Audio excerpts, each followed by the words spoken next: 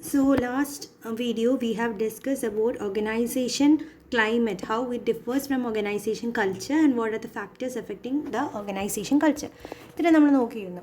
So ഇതുവരെയുള്ള videos കാണാത്ത ആരെങ്കിലും ഉണ്ടെങ്കിൽ നമ്മുടെ പ്ലേലിസ്റ്റ് കയറുക, ഡിസ്ക്രിപ്ഷൻ ബോക്സിലുണ്ട്. അപ്പോൾ പ്ലേലിസ്റ്റ് കയറുക. അതുപോലെ അതിലൊരു വാട്സപ്പ് ലിങ്ക് ഉണ്ട്. അപ്പോൾ അതിനകത്ത് നിങ്ങൾക്ക് ഡൗട്ട്സ് എല്ലാം ചോദിക്കാവുന്നതാണ്. അപ്പോൾ അതിനനുസരിച്ചുള്ള വീഡിയോസ് എനിക്ക് അപ്ലോഡ് ചെയ്ത് തരാം. ഓക്കെ, സോ അല്ലെങ്കിൽ നിങ്ങൾക്ക് നോട്ട്സ് ആയിട്ട് വേണമെങ്കിൽ നോട്ട്സ് ആയിട്ട് നമുക്ക് പ്രൊവൈഡ് ചെയ്യാവുന്നതാണ്. Okay, so then we can move to the next question. കൂടുതൽ വെയിറ്റ് ചെയ്യാതെ തന്നെ let us, what is the difference between the external and internal force that induce change in the organization? ഇത് നമ്മുടെ ആ ഗ്രൂപ്പിൽ കിട്ടിയ ഒരു ക്വസ്റ്റൻ ആയിരുന്നു. എങ്ങനെ ഗ്രൂപ്പിലും അതല്ലാതെ പേഴ്സണലി എനിക്ക് അയച്ചിട്ട് ക്വസ്റ്റൻ ആയിരുന്നു. അപ്പോൾ ഇതിൻ്റെ ആൻസർ ഇതാണ്. അപ്പം എന്താണ് നമ്മുടെ ഓർഗനൈസേഷനിൽ പല രീതിയിലുള്ള ചേഞ്ചസ് വരും. ചേഞ്ചസ് ഇസ് ഇന്നെവിറ്റബിൾ, നമുക്ക് അവോയ്ഡ് ചെയ്യാൻ പറ്റാത്ത ഒന്നാണ് ചേഞ്ചസ്. പക്ഷേ ഈ ചേഞ്ചസിന് കാരണമായിട്ട് പല എക്സ്റ്റേണലും ഇൻറ്റേർണൽ ആയിട്ടുള്ള ഫാക്ടേഴ്സ് ഉണ്ട്. അപ്പോൾ എന്തൊക്കെയാണ് ഈ external factors which causes the change and what are the internal factors causing the change? ഇതാണ് question. So first we can move on to what are the external factors that brings changes in an organization. So the general environment has socio-economic, legal and political and technological dimension. Any of these can introduce the need for change. എന്തെങ്കിലും ആകാം, social ആവാം, political ആകാം, legal ആകാം, then economical ആവാം, technological dimensions ആകാം. So ഇതൊക്കെയാണ് നമ്മുടെ ഓർഗനൈസേഷനിൽ ചേഞ്ച് വരുന്ന എക്സ്റ്റേണൽ ഫാക്ടേഴ്സ്. ചിലപ്പോൾ ഇൻഫർമേഷൻ ടെക്നോളജി ആയിരിക്കും, അല്ലെങ്കിൽ കോമ്പറ്റീഷൻ, ഗ്ലോബലൈസേഷൻ ഓഫ് കോമ്പറ്റീഷൻ ആയിരിക്കാം, ഡിമാൻഡ് ആയിരിക്കാം. ഇതൊക്കെ പുറത്തുനിന്നുള്ളതാണ്. അപ്പോൾ ഇതിലെ ഓരോ കാര്യങ്ങളാണ് നമ്മളിവിടെ എക്സ്പ്ലെയിൻ ചെയ്യുന്നത്. What are the external factors? First one is technological change. നമ്മുടെ ഇപ്പോഴത്തെ ഒരു ഓർഗനൈസേഷൻ എന്ന് പറയുമ്പോൾ പണ്ട് എങ്ങനെയായിരുന്നു അതിനേക്കാളും എൻറ്റയർലി ഡിഫറെൻ്റ് ആണ്. ഫുള്ളി ഓട്ടോമേറ്റഡ് അല്ലെങ്കിൽ സിസ്റ്റം IT ഫീൽഡിൽ റൺ ചെയ്യുകയാണ് എല്ലാ ഓർഗനൈസേഷനും, അല്ലേ? അപ്പോൾ അങ്ങനെയുള്ളപ്പോൾ നമ്മുടെ ഓർഗനൈസേഷൻ മാറിയിട്ടില്ല. പഴയ കൺസെപ്റ്റിൽ തന്നെ നിന്നാൽ ഒരിക്കലും നമുക്കൊരു മാർക്കറ്റിൽ പൊസിഷൻ കിട്ടില്ല. We will be out thrown from the market. അപ്പോൾ അതിന് വേണ്ടിയിട്ട് നമുക്ക് ടെക്നോളജിയിൽ ചേഞ്ചസ് വരേണ്ടി വരും. അപ്പോൾ അതാണ് ഒരു രീതി അല്ലെങ്കിൽ factor. First factor is technology. The change in the technology lead to a change in the organisation itself. Second one is the globalisation. ഇപ്പോൾ ഒരു കമ്പനി റൺ ചെയ്യുമ്പോൾ അതിന് കോമ്പറ്റീറ്റേഴ്സായിട്ട് ഗ്ലോബലുള്ള മാർക്കറ്റ്സ് മൊത്തവും ഉണ്ടാവും, അല്ലേ? ഇപ്പം പണ്ട് ഇന്ത്യൻ പ്രൊഡക്ട്സ് അല്ലെങ്കിൽ ഇന്ത്യയിലുള്ളവർ വാങ്ങിയിരുന്ന ഇന്ത്യൻ പ്രൊഡക്ട്സ് അല്ലെങ്കിൽ അവരുടെ ലൊക്കാലിറ്റിയിലുള്ള പ്രൊഡക്ട്സ് മാത്രം വാങ്ങിക്കൊണ്ടിരുന്ന. പക്ഷെ ഇപ്പം അങ്ങനെയല്ല. നമ്മൾ ഏത് കൺട്രിയിൽ നിന്ന് വേണമെങ്കിലും പ്രൊഡക്ട്സ് വാങ്ങാനും വിൽക്കാനും ഒക്കെ, നമുക്ക് ഇങ്ങോട്ട് വേണമെങ്കിൽ വിൽക്കാനും ഒക്കെ ഓപ്പർച്യൂണിറ്റീസ് ഉണ്ട്. Because the globalisation has emerged and the competitors are all round the world. അപ്പോൾ അതിനനുസരിച്ച് നമുക്ക് ചേഞ്ചസ് കൊണ്ടുവരണ്ടേ? ഇപ്പം ഇന്ത്യൻ മാർക്കറ്റിന് വേണ്ടിയിട്ട് മാത്രം ഞാൻ എൻ്റെ പ്രൊഡക്റ്റ് ഉണ്ടാക്കിയ ഐ കാൺ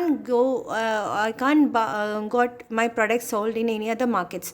ഫോറിൻ കൺട്രിയിലേക്കൊന്നും വരില്ല. അപ്പോൾ ഞാൻ എന്ത് ചെയ്യും? എൻ്റെ ടെക്നോളജിയിൽ ചെറിയ ചെറിയ വ്യത്യാസങ്ങൾ വരുത്തി ഞാൻ പുറത്ത് കൺട്രീസിലേക്കും ഫീസിബിൾ ആവുന്ന രീതിയിൽ പ്രൊഡക്ട്സിനെ മാറ്റും. So there is a change. So ആ ഒരു ചേഞ്ചിന് കാരണം എന്താ? ഗ്ലോബലൈസേഷൻ. നമ്മുടെ competitors all round the world ഉണ്ടാകുന്നു ഗ്ലോബലൈസേഷൻ കാരണം. So this is another reason for the change. Third one is socio and political changes. That is, a firm's fate is also influenced by the environmental pressures such as social and political changes. പുതിയ legal provisions വരുന്നു, അല്ലെങ്കിൽ എന്തെങ്കിലും social factors വരുന്നു, എന്തെങ്കിലും political changes വരുന്നു. അതിനനുസരിച്ച് നമ്മൾ മാറ്റങ്ങൾ വരുത്തേണ്ടി വരും, അല്ലേ? എന്തെങ്കിലും പൊളിറ്റിക്കൽ കൺസെപ്റ്റ്സ് ഉള്ളിൽ വരികയാണെങ്കിൽ നമ്മുടെ ഓർഗനൈസേഷനിൽ മാറ്റം വേണ്ടി വരും. So this is another cause or another factor. Next, the work force diversity. ഇപ്പം നമ്മുടെ വർക്ക് ഫോഴ്സ് നോക്കുകയാണെങ്കിൽ ഒരു ജെൻഡർ ഡൈവേഴ്സിറ്റി ഉണ്ട്, കൾച്ചറൽ ഡൈവേഴ്സിറ്റി ഉണ്ട്. Every type of diversity is found in the work force. ആ വർക്ക് ഫോഴ്സ് ഡൈവേഴ്സിറ്റി തന്നെ ഓർഗനൈസേഷന് പല ചേഞ്ചസ് കൊണ്ടുവരും. ബിക്കോസ് പണ്ട് ഇപ്പോൾ നമ്മുടെ കൺട്രിയിലുണ്ടായിരുന്ന ഒരു ഫേമിൽ ആകെ ഇന്ത്യൻസ് മാത്രമേ വർക്ക് ചെയ്തിരുന്നുള്ളൂ എന്ന് വെച്ചു. പക്ഷേ ഇപ്പം അങ്ങനെയല്ല. ഓൾ റൗണ്ട് ദ വേൾഡ് നമ്മൾ എംപ്ലോയീസിനെ റിക്രൂട്ട് ചെയ്യുന്നുണ്ട്. അപ്പോൾ നമ്മുടെ വർക്ക് ഫോഴ്സ് ഏത് കൺട്രിയിൽ നിന്ന് വേണമെങ്കിലും വരാം. അപ്പോൾ അവിടുത്തെ കൾച്ചർ എന്താ? കൾച്ചറിന് വ്യത്യാസം വരും. ഇന്ത്യൻ കൾച്ചറിൽ പിന്നെ റൺ ചെയ്യാൻ പറ്റുമോ? ഇല്ല. They want to follow a global culture. എല്ലാവർക്കും ഫീസിബിൾ ആവുന്നൊരു കൾച്ചറിലേക്ക് മാറുന്നു. അവിടെയുള്ള എല്ലാ രീതികളും മാറും. ഇപ്പോൾ ഫുഡ് സെഷൻസ് ആണെങ്കിൽ പോലും, അല്ലെങ്കിൽ അവിടെയുള്ള ഡ്രസ്സിങ് സ്റ്റൈൽസ് ആണെങ്കിലും എല്ലാത്തിലും മാറ്റം വരുത്തണം, അല്ലേ? അപ്പോൾ കൾച്ചറിൽ വരെ, ഓർഗനൈസേഷൻ കൾച്ചറിൽ വരെ മാറ്റം വരുത്തുന്നുണ്ട്. അപ്പോൾ ഇതും ഓർഗനൈസേഷൻ്റെ ചേഞ്ച് കാരണമാണ്. That is work force diversity. Then managing the ethical behaviour. That is employees face the ethical dynamics in the daily work life. The need to manage ethical behaviour has brought several changes in the organisation. Ethical behaviour എപ്പോഴും വേണം, അല്ലേ? ഓർഗനൈസേഷൻ്റെ ഉള്ളിലുള്ള ബന്ധങ്ങൾക്കും പുറത്തുള്ള ബന്ധങ്ങളുമായിട്ട് maintain ചെയ്യണമെങ്കിൽ എത്തിക്കൽ behaviour വേണം. അപ്പോൾ എത്തിക്കൽ behaviour എന്ന് വെച്ചാൽ ചിലപ്പോൾ നമ്മുടെ കസ്റ്റമേഴ്സ് ആയിട്ടായിരിക്കാം, അല്ലെങ്കിൽ എൻവയോൺമെൻറ്റ് ആയിട്ടായിരിക്കാം, സൊസൈറ്റി ആയിട്ടായിരിക്കാം. ഈ ഉള്ള എല്ലാ കേസിലും നമ്മൾ എത്തിക്കൽ ബിഹേവിയർ കൊണ്ടുപോകണം. അപ്പം ഒരു കൺട്രിയിലെ എത്തിക്സ് ആയിരിക്കില്ല വേറൊരു കൺട്രിയിലെ എത്തിക്സ്, അല്ലേ? There is difference. അപ്പം നമ്മളൊരു cross cultural or cross country transports അല്ലെങ്കിൽ ബിസിനസ് നടത്തുന്ന ഒരാളാണെങ്കിൽ നമ്മൾ എത്തിക്കൽ ബിഹേവിയർ എല്ലാ കൺട്രികൾക്കും പറ്റുന്ന രീതിയിലായിരിക്കണം. We can't take the ethics of ആ കൺട്രി അലോൺ. അപ്പോൾ ഇതും ഒരു ചേഞ്ചിന് കാരണമാവും. എത്തിക്സിലും ചേഞ്ചുകൾ വരുത്തേണ്ടി വരും. Okay, so these are some of the external factors that cause change in the organisation. So first one is technological change, then globalisation, social and political change, work force diversity and managing ethical behaviour. Then internal forces, ഇതൊക്കെ എക്സ്റ്റേണലാണ്, പുറത്തുനിന്നുള്ള കാര്യം അല്ലേ. Technology ആണെങ്കിലും ethics ആണെങ്കിലും എല്ലാം പുറത്തുനിന്നുള്ള. ഇനി organisation ഉള്ളിലുള്ള പല കാരണവും നമ്മുടെ ഓർഗനൈസേഷൻ ചേഞ്ച് കൊണ്ടുവരും. That is internal factors. Okay, so internal ഫാക്ടേഴ്സും നമുക്ക് നല്ല രീതിയിൽ കൺസിഡർ ചെയ്യണം. അല്ലെങ്കിൽ നമ്മളുടെ ചേഞ്ച് പ്രോപ്പർ ആയില്ലെങ്കിൽ the employees will leave our organisation. അപ്പോൾ ഇതിൽ ഫസ്റ്റ് വൺ ഇതാണ്, change in the managerial personnel. ഇപ്പോൾ നമ്മുടെ മാനേജറിന് വ്യത്യാസം വരുന്നു അല്ലേ. ഇപ്പോൾ ഒരു ഓർഗനൈസേഷൻ്റെ ടോപ്പ് ലെവലിലാണ് മാനേജേഴ്സ്, എക്സിക്യൂട്ടീവ്സ് ഒക്കെ വരുന്നത്. അപ്പോൾ no two managers will have the same skills or styles or the managerial capacity. ഇപ്പം ഇന്നലെ വരെ നമുക്കുണ്ടായിരുന്ന മാനേജർ ചിലപ്പോൾ റിസൈൻ ചെയ്ത് പോയിട്ടുണ്ടാവാം. അങ്ങനെയുള്ളപ്പോൾ നമുക്ക് പുതിയൊരു മാനേജറിനെ കിട്ടി. So the style is different. നമ്മൾ മാനേജ്മെൻറ്റ് സ്റ്റൈൽസിന് പഠിക്കും. അപ്പോൾ അതിനകത്ത് പല ടൈപ്പ് ഉണ്ട്. ഓതോറിറ്റേറിയൻ, പാർട്ടിസിപ്പേറ്റീവ്, ലേസി ഫെയർ, അങ്ങനെ പല ലീഡർഷിപ്പിൽ പഠിക്കും. അപ്പോൾ അങ്ങനെയുള്ളൊരു മാനേജർ ആണെങ്കിൽ നമ്മൾ ആ മാനേജറിനനുസരിച്ച് നമ്മുടെ വർക്ക് സ്റ്റൈൽ മാറും, നമ്മുടെ രീതികൾ മാറും, നമ്മുടെ പാർട്ടിസിപ്പേഷൻ മാറും. Okay, so that is also a cause of the change. ഒരു ചേഞ്ച് അല്ലേ, മാനേജർ മാറുമ്പോൾ ഓർഗനൈസേഷൻ മൊത്തത്തിലൊരു മാറ്റം വരുന്നുണ്ട്. So that is the first internal change in the managerial personnel. Then second one is declining effectiveness. ചിലപ്പോൾ ഒരു effectiveness കുറഞ്ഞു വരാം. ഈ ചേഞ്ചിനൊരു കാരണമാണ്. That is a company that experience losses is undoubtfully motivated to do something about it. Some companies react by instituting layoff and massive cost-cutting programs, whereas others view the loss as symptomatic of an underlying problem and seek out the cause of A problem. പിന്നെ നമ്മുടെ effectiveness കുറയുന്ന അതും ഓർഗനൈസേഷനിലെ മാറ്റത്തിന് കാരണം. എന്ന് വെച്ചാൽ ഇപ്പം ഒരു കമ്പനിയുടെ വളർച്ച അല്ലെങ്കിൽ അവൻ്റെ പ്രോഫിറ്റ് ഇല്ലാതെ ഡിക്ലൈൻ സ്റ്റേജിലേക്ക് പോവുക.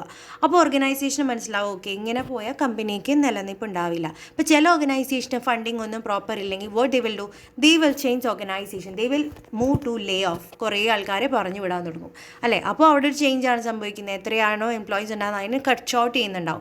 അതുപോലെ അവർക്ക് കൊടുക്കുന്ന പല ബെനിഫിറ്റ്സും നമ്മൾ കട്ട് ഷോർട്ട് ചെയ്യും. അങ്ങനെ ഒരു കേസുണ്ട്. പിന്നെ ചില കേസുകളുണ്ട്, നമ്മളിങ്ങനെ ഒരു ഡിക്ലൈൻ വന്നാൽ ആ മാനേജ്മെൻറ്റ് എന്ത് ചെയ്യും, എന്തോ ഒരു കാരണമുണ്ട്, there is an underline problem എന്ന് മനസ്സിലാക്കി അത് സോൾവ് ചെയ്യാൻ നടക്കും. So there is a change in organisation ഒബ്ജക്റ്റീവിന് കുറച്ച് നാളത്തേക്ക് ഒരു വ്യത്യാസം വരുന്നുണ്ട് to find out the problem. അപ്പം അങ്ങനെയുള്ള ചേഞ്ചുകൾ നമ്മുടെ ഓർഗനൈസേഷനിൽ കാണാം. ഇങ്ങനെയും ചേഞ്ചസ് കാണാം. That is due to declining efficiency or due to the change of a managerial personnel. Then changes in the work ക്ലൈമറ്റിന് വ്യത്യാസം വരുന്നു. ഓക്കെ, ഒരു മോട്ടിവേറ്റഡ് വർക്ക് ഫ്ലോസ് എന്ന് പറഞ്ഞാൽ ഇങ്ങനെ ഒരു വർക്ക് ക്ലൈമറ്റ് മാറുമ്പോൾ അവരുടെ ലെതർജിക് ആവും, പണിയെടുക്കാൻ മടി വരും. അതേപോലെ അൺമോട്ടിവേറ്റഡ് ആയിരിക്കാം, ദെൻ ഡിസ്സാറ്റിസ്ഫൈഡ് ആകാം. അപ്പോൾ ഇങ്ങനെയുള്ള കേസിൽ എന്ത് ചെയ്യും, നമ്മളത് അഡ്രസ്സ് ചെയ്യും. ഓക്കെ, അങ്ങനെയുള്ളവരെ നമ്മൾ ലേ ഓഫിന് കാരണമാകും. ലേ ഓഫിൽ the symptoms is common in that have experience Leh off കുറേ ആൾക്കാരെ പറഞ്ഞു വിടുന്ന ഒരു സിറ്റുവേഷനിലൊക്കെയാണ് ഈ ഒരു ചേഞ്ച് ഇൻ ക്ലൈമറ്റ് നമ്മൾ കാണാറുള്ളത്. അങ്ങനെ തന്നെ കണ്ടിന്യൂ ചെയ്യുകയാണെങ്കിൽ നമുക്ക് പ്രൊഡക്റ്റീവ് ആകാൻ പറ്റില്ല, പ്രൊഡക്റ്റീവ്നെസ് കുറഞ്ഞു വരും. That is another changing factors. Then deficiencies in the existing system. നമ്മുടെ ഇപ്പോഴത്തെ സിസ്റ്റത്തിൽ പല തെറ്റുകളുണ്ട് എങ്കിൽ, ലൂപ്പ് ഹോൾസ് ഉണ്ട് നമ്മുടെ സിസ്റ്റത്തിലെങ്കിലും അതും ഇവിടെയും ചേഞ്ചസിന് കാരണമാവുന്നുണ്ട്. ഈ ലൂപ്പ് ഹോൾസ് വരുമ്പോൾ നമ്മുടെ span of control, manageable span of control എന്ന് പറയും. സ്പാൻ ഓഫ് കൺട്രോൾ എന്ന് പറഞ്ഞത്രേ ഉള്ളൂ, ഒരു മാനേജറിന് അയാളുടെ കീഴിൽ നോക്കാൻ പറ്റുന്ന, കൺട്രോൾ ചെയ്യാൻ പറ്റുന്ന the number of people, the number of workers, അതിനെയാണ് സ്പാൻ ഓഫ് കൺട്രോൾ എന്ന് പറയുക. അപ്പോൾ അതിനെ എഫക്റ്റ് ചെയ്യുന്നുണ്ട് ഈ ലൂപ്പ് ഹോൾസ്. ഒരു പൊളിറ്റിക്കൽ യൂണിഫോമിറ്റി ഉണ്ടാവില്ല, ഒരു കോർഡിനേഷൻ ഉണ്ടാകത്തില്ല, ലൈൻ ആൻഡ് സ്റ്റാഫ് തമ്മിലൊരു ബന്ധം ഉണ്ടാവില്ല. ലൈൻ ആൻഡ് സ്റ്റാഫൊക്കെ നിങ്ങൾ പഠിച്ചതാണ് ഫസ്റ്റ് ഇതിൽ. സോ ലൈൻ ആൻഡ് സ്റ്റാഫ് തമ്മിലൊരു ബന്ധം ഉണ്ടാവില്ല. അപ്പോൾ ഇതെല്ലാം ചേഞ്ചിന് കാരണമാവും. പിന്നെ എന്തെങ്കിലും ക്രൈസിസ് സംഭവിക്കുകയാണ് വിത്തിൻ ദ ഓർഗനൈസേഷൻ, എന്തെങ്കിലും ക്രൈസിസ് ലൈക്ക് ലേ ഓഫോ, വേജ് സ്ട്രൈക്കോ, അല്ലെങ്കിൽ ഒരു ഖരാബോ വാക്കൗട്ട്സോ ഒക്കെ നടക്കുമ്പോൾ അതൊരു ക്രൈസിസാണ്. ആ ക്രൈസിസ് വരുമ്പോൾ മാനേജ്മെൻറ്റിൻ്റെ ഫുൾ വ്യൂ എന്തിലേക്ക് മാറും, അവരുടെ പ്രൊഡക്ഷനിലേക്ക്, ഈ എംപ്ലോയീസിനെ റീറ്റെയിൻ ചെയ്യുക, എന്ത് നെക്സ്റ്റ് ഡിസിഷൻ എടുക്കണം, എങ്ങനെ മാനേജ്മെൻറ്റ് ടീമിനെ കമ്പോസിഷൻ ഉണ്ടാക്കണം, ഈ ചിന്തയിലേക്ക് മാറും. So there is a change. Then employees and their expectation. എംപ്ലോയീസിൻ്റെ എക്സ്പെക്റ്റേഷൻ മാറുന്നതിനനുസരിച്ച് ഓർഗനൈസേഷണൽ ചേഞ്ചസ് വരും. ഓക്കെ, അവർക്കൊരു ആഗ്രഹം വരിക, ഡിസിഷൻ മേക്കിങ്ങിൽ ഞങ്ങൾക്കൊരു പാർട്ടാവണം, അല്ലെങ്കിൽ അവർക്ക് നല്ലൊരു ഓർഗനൈസേഷൻ മെക്കാനിസം വേണം, അല്ലെങ്കിൽ അവരുടെ ജോബ്സ് സാറ്റിസ്ഫാക്ഷന് വേണ്ടി എന്തെങ്കിലും financial or non financial rewards ആവശ്യമുണ്ട്, വർക്ക് എൻവയോൺമെൻറ്റ് ഇമ്പ്രൂവ് ചെയ്യണം, വേജ് പേയ്മെൻറ്റ് കൂട്ടണം, അങ്ങനെയുള്ള പല ആഗ്രഹങ്ങളും എക്സ്പെക്റ്റേഷൻസും ഉണ്ടാവും. ഇതും നമ്മുടെ ഓർഗനൈസേഷനിൽ ചേഞ്ചസ് കൊണ്ടുവരും. So these are the internal forces that causes changes in an organisation. അപ്പോൾ external and internal causes changes in an organisation. The external causes are the technological change, the globalization of competitors, social and political changes, workforce diversity, and managing ethical behavior. Whereas the internal forces are first changes in the managerial personnel, declining efficiency, changes in the work climate, deficiency in the existing system, any kind of crisis or employees' expectations. Okay, so these are the external and internal factors affecting the organizational change. Next question ഇതുപോലെ എനിക്ക് provide ചെയ്ത് കിട്ടിയതാണ്. How can the managers influence the behaviour of an employee? എംപ്ലോയിയുടെ behaviour എങ്ങനെ മാനേജറിന് influence ചെയ്യാൻ പറ്റും? Okay, എംപ്ലോയിയുടെ behaviour എന്ന് പറയുന്ന ഓർഗനൈസേഷനിൽ നിന്ന് ഉണ്ടായി വരുന്നതാണ് അല്ലേ. ഒരു പേഴ്സണ് പല പേഴ്സണാലിറ്റി പെർസെപ്ഷൻ ലെവലൊക്കെ ഉണ്ടാവും. പക്ഷേ അതിനനുസരിച്ച് അതിൻ്റെ കൂടെ നമ്മുടെ ഓർഗനൈസേഷൻ അവരെയൊക്കെ പലതും പഠിപ്പിക്കുന്നുണ്ട്. അതിലൊരു മെയിൻ റോൾ ഉണ്ടാവുന്ന അവരുടെ മാനേജേഴ്സിനായിരിക്കും. ഏതാളുടെ കീഴിലാണോ നമ്മൾ ആദ്യമായി വർക്ക് ചെയ്തത്, that manager will be our role model, അല്ലെങ്കിൽ ആ ഒരു മാനേജർ പറയുന്നതായിരിക്കും നമ്മുടെ മനസ്സിൽ കൂടുതൽ നിൽക്കുക. ഓക്കെ, സോ ആ ഒരു മാനേജറിന് അതുകൊണ്ട് തന്നെ വലിയ രീതിയിൽ നമ്മൾ ഇൻഫ്ലുവൻസ് ചെയ്യാൻ പറ്റും. ഏതൊരു എംപ്ലോയി ആണെങ്കിലും ഇൻഫ്ലുവൻസ് ചെയ്യാൻ പറ്റും. So how they can influence, അതാണ് question. So it is essential for managers to guide the team members and encourage them to work sensibility at a work place അല്ലേ. നല്ല രീതിയിൽ വർക്ക് ചെയ്യാൻ, സെൻസിബിലിറ്റി വർക്ക് ചെയ്യാൻ വേണ്ടി guide ചെയ്യുന്നത് എപ്പോഴും ഒരു മാനേജർ ആയിരിക്കും. അപ്പോൾ എംപ്ലോയീസിന് എന്ത് വേണം? അവർക്കൊരു ഫീലിംഗ് വേണം, ഞങ്ങൾക്കൊരു പോസിറ്റീവ് ആറ്റിറ്റ്യൂഡ് വേണം, അവർക്കൊരു ലോയൽറ്റി ഫീൽ ചെയ്തിരിക്കണം, ഓർഗനൈസേഷനിലൊരു ഭാഗമാണെന്ന് തോന്നണം. ഇതിനൊക്കെ വേണ്ടി വർക്ക് ചെയ്യുന്നത് എപ്പോഴും മാനേജേഴ്സ് ആയിരിക്കും. അപ്പോൾ അതിനു വേണ്ടി മാനേജേഴ്സ് ചെയ്യുന്നത് ഇതായിരിക്കും. First thing that he want to do was he should acknowledge the hard work of an employee. ഒരു എംപ്ലോയി ഒരു ജോലി ചെയ്തു, പറഞ്ഞ സമയത്ത് ചെയ്തു തീർന്ന മൈൻഡ് ചെയ്യാതെ വിടുന്ന ഒരു മാനേജറിനെ ഒരിക്കലും ആ എംപ്ലോയിക്കും ഇഷ്ടമുണ്ടാവില്ല, എംപ്ലോയിക്ക് പിന്നെ പണിയെടുക്കാൻ ഉള്ള ആഗ്രഹം ഉണ്ടാവില്ല. But if you are appreciating the employee for the deed that he does at the correct time, he will get motivated and he will be very happy to work for the manager. അപ്പോൾ അങ്ങനെയുള്ള acknowledgement ഉണ്ടാവണം. ബാക്കി എല്ലാവരും മുമ്പിൽ നിന്ന് ഒരു അപ്രീസിയേഷനോ ഒരു പാറ്റെങ്കിലും തോളത്തൊരു അടിച്ചിട്ട് ഓക്കെ നന്നായി അങ്ങനെയെങ്കിലും പറഞ്ഞിരിക്കണം. അതൊരു ഇൻഫ്ലുവൻസ് ചെയ്യാനുള്ളൊരു വേ ആണ്. Second, make sure no employees overburdened. ഇപ്പം നമുക്ക് പല എംപ്ലോയീസ് ഉണ്ടാവും, ഒരു ആളുടെ കീഴിൽ പല എംപ്ലോയീസ് ഉണ്ടാവും, ഒരു മാനേജറിൻ്റെ കീഴിൽ പല ഏരിയ സ്പെഷ്യലൈസ് ചെയ്യുന്ന ആൾക്കാരും പല ഇൻട്രസ്റ്റ് ലെവലും പല എക്സ്പെർട്ടൈസ് ലെവലും ഒക്കെ ആയിരിക്കാം. പക്ഷേ നമ്മൾ ഒരിക്കലും ഒരാളെ ഓവർ ബർഡൻ ചെയ്തു കൂടുതൽ പണി, ഒരാൾ നല്ലപോലെ പണിയെടുക്കണമെന്ന് പറഞ്ഞ് എപ്പോഴും അയാൾക്ക് കുറേ പണി കൊടുക്കരുത്. If we are overburdening him, he will feel that he is scapegoat എന്ന് പറയും. വെച്ചാൽ ഞാനാണ് എന്നെയാണ് എല്ലാവരും ഇരയാക്കുന്നത് എന്നൊരു situation varum. So he will not be satisfied to do the work. But if everybody is given the equal work and the one who is doing well is appreciated, he will continue to the work in the organization alle. അപ്പോൾ അങ്ങനെ overburden ചെയ്യാതിരിക്കുക. Managers can do one more thing. Then managers need to sit with the team members and monitor their performance on a regular basis. പിന്നെ influence ചെയ്യാനുള്ള വേ ഇതാണ്, അവർ team മെമ്പേഴ്സിനെ just punish ചെയ്യുകയോ അല്ലെങ്കിൽ അവരെ scold ചെയ്യുന്നതിന് പകരം അവരുടെ കൂടെ ഇരുന്ന് അവരുടെ പ്രശ്നം എന്താണെന്ന് ഇടയ്ക്കിടയ്ക്ക് മനസ്സിലാക്കുക. അതുപോലെ അവരുടെ പെർഫോമൻസ് ലെവൽ എങ്ങനെ മുന്നോട്ടാണോ പോകുന്നതോ നെഗറ്റീവിലേക്ക് പോകുന്നുണ്ടോ എന്നതൊക്കെ റെഗുലറായിട്ട് ചെക്ക് ചെയ്യുക. അവരുടെ വർക്കിൽ എന്താണ് അവർക്ക് കോൺസെൻട്രേറ്റ് ചെയ്യാൻ പറ്റാത്തത്, എന്തെങ്കിലും പ്രശ്നങ്ങളുണ്ടോ എന്നതെല്ലാം നോക്കുക. ഒരിക്കലും അവരെ ചീത്ത വിളിക്കാൻ ഒരു ബാഡ് മൗത്ത് കാണിക്കരുത്. ഇപ്പം ഒരു ക്ലയൻറ്റിൻ്റെ മുമ്പിൽ വെച്ചിട്ട് ഒരു എംപ്ലോയർ വഴക്കിടുകയാണെങ്കിൽ ദാറ്റ് ഈസ് നോട്ട് ഗുഡ് അല്ലേ. അങ്ങനെയുള്ള ടോക്സ് ഒന്നും ഒരിക്കലും ഉണ്ടാവരുത്. Otherwise he will be happy and valued if the employer sit with him and ask about his performance. ഒരു 1-to-1 ഇൻട്രാക്ഷൻ നല്ലതായിരിക്കും. Then communicate the behaviour you desire. പിന്നെ ഒരു മാനേജറിന് അവരുടെ എംപ്ലോയീസ് നല്ലപോലെ വർക്ക് ചെയ്യണം, അവരുടെ പ്രതീക്ഷയൊക്കെ കിട്ടണം, ഇതാണ് ആഗ്രഹം. പക്ഷേ അത് എപ്പോഴും എഫക്റ്റീവ് ആവണമെങ്കിൽ പ്രോപ്പർലി കമ്മ്യൂണിക്കേറ്റ് ചെയ്തിരിക്കണം. മാനേജറിന് എന്താണ് വേണ്ടത്, ഞാൻ ഇയാളിൽ നിന്ന് എന്താണ് പ്രതീക്ഷിക്കുന്നത്, എംപ്ലോയിയിൽ നിന്ന് എന്താണ് പ്രതീക്ഷിക്കുന്നത്, അത് എംപ്ലോയിയെ അറിയിച്ചിരിക്കണം. പ്രോപ്പർ ഒരു കമ്മ്യൂണിക്കേഷൻ ഉണ്ടായിരിക്കണം. If there is any break in the communication, എന്തെങ്കിലും രീതിയിലൊരു ചേഞ്ചസ് വരികയാണെങ്കിൽ അതൊരിക്കലും എഫക്റ്റീവ് ആകത്തില്ല. That is another thing. Then be an inspiration model to follow. എപ്പോഴും മാനേജർ എങ്ങനെയാണ്, ഒരു ഇൻസ്പിറേഷൻ മോഡലായിരിക്കണം. ആ മാനേജർ ഇതുപോലെയാണ്, so I want to become like him എന്നൊരു കൺസെപ്റ്റ് എംപ്ലോയറിൻ്റെ ഉള്ളിൽ വരണം.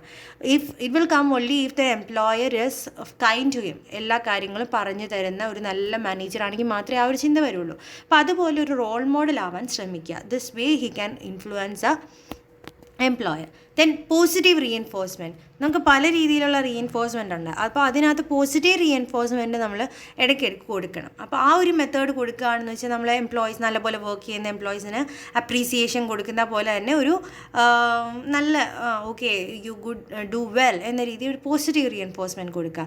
In these ways we can influence the behavior of an employee. Okay, so this is how a manager can influence the behavior of an employee. That is, first, he should acknowledge well, he should not overburden any of the employee, then he should sit with the team members and evaluate the performance on a regular basis, then communicate what he needs from the employee, then be an inspiration model for the employees and also give good and positive reinforcement to the employees. So this way one can influence the behavior of the employees.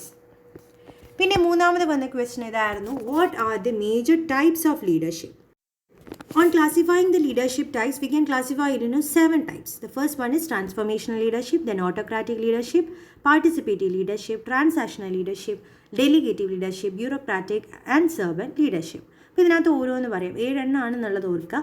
അതിൽ first one transformational ലീഡർഷിപ്പാണ്. Transformation leadership എന്ന് പറഞ്ഞാൽ ഈ ഒരു leadership സ്റ്റൈലുള്ള manager എപ്പോഴും അല്ലെങ്കിൽ ഒരു leader എപ്പോഴും എംപ്ലോയീസിനെ ഇൻസ്പയർ ചെയ്യുന്ന ടൈപ്പായിരിക്കും, മോട്ടിവേറ്റ് ചെയ്യുന്ന ഒരു ടൈപ്പായിരിക്കും. So he will motivate the employee to do well and accomplish the goal. കുറച്ച് ഗോൾസ് ഉണ്ടാവുമല്ലോ, ആ ഗോൾസ് റീച്ച് ചെയ്യാൻ വേണ്ടിയിട്ടുള്ള പ്രോപ്പർ ഇൻസ്പിറേഷനും മോട്ടിവേഷനും ആയിരിക്കും ട്രാൻസ്ഫോർമേഷണൽ ലീഡേഴ്സ് പ്രൊവൈഡ് ചെയ്യുക. So it is A good concept, കുറച്ചുകൂടെ നല്ലതാണ്. എന്ന് വെച്ചാൽ എംപ്ലോയീസ് കുറച്ചുകൂടെ ആ കമ്പനിയുടെ വാല്യൂസ് എന്താണെന്ന് മനസ്സിലാക്കും.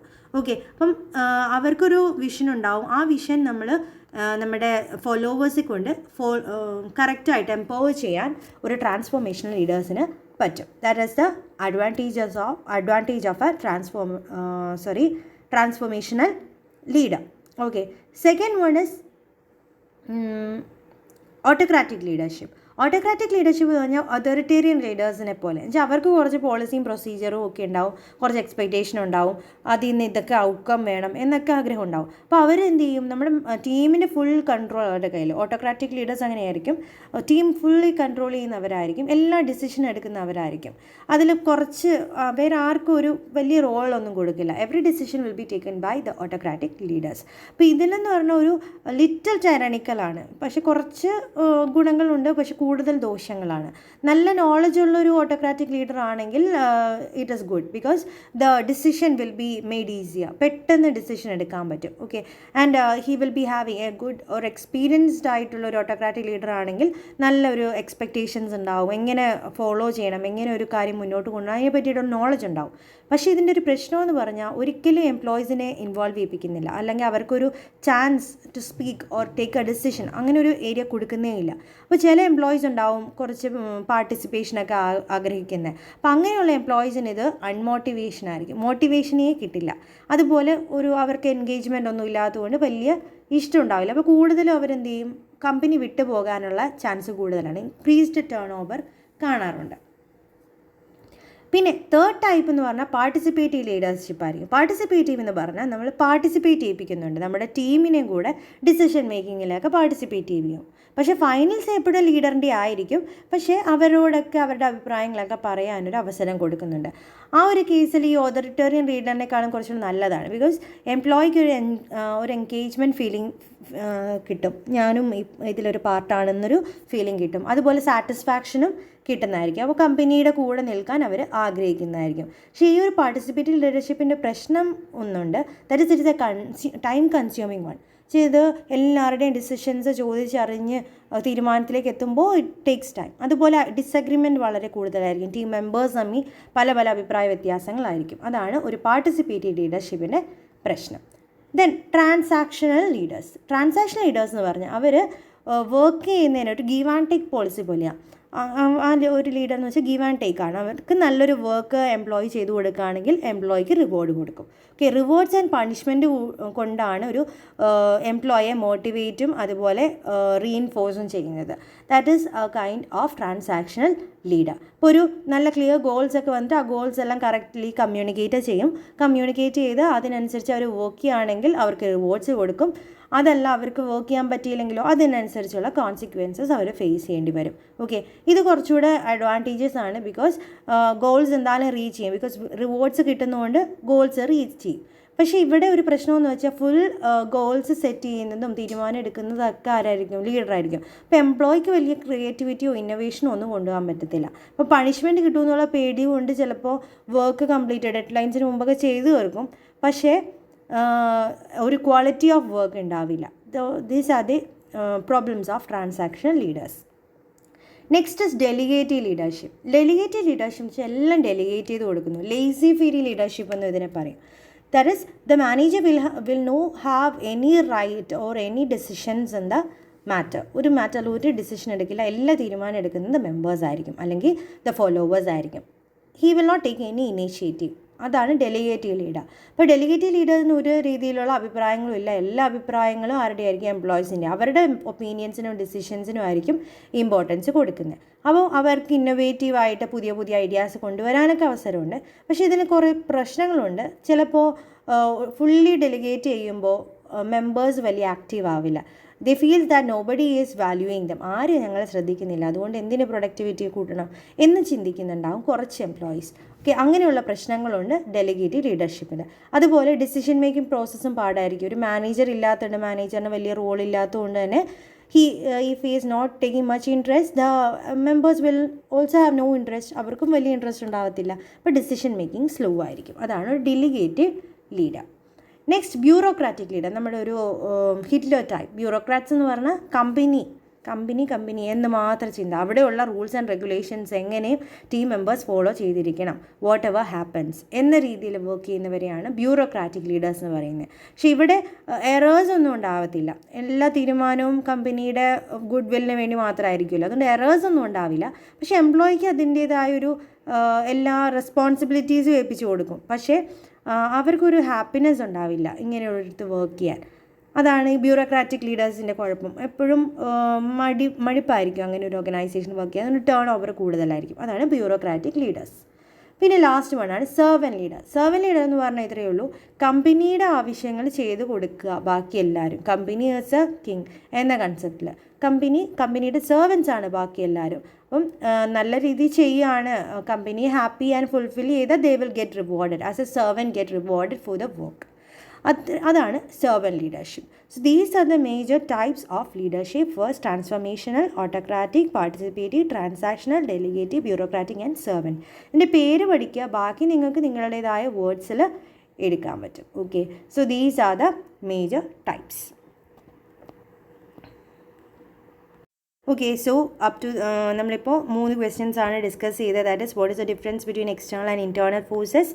Then how the managers can influence the behavior of an employees, and what are the major types of leadership.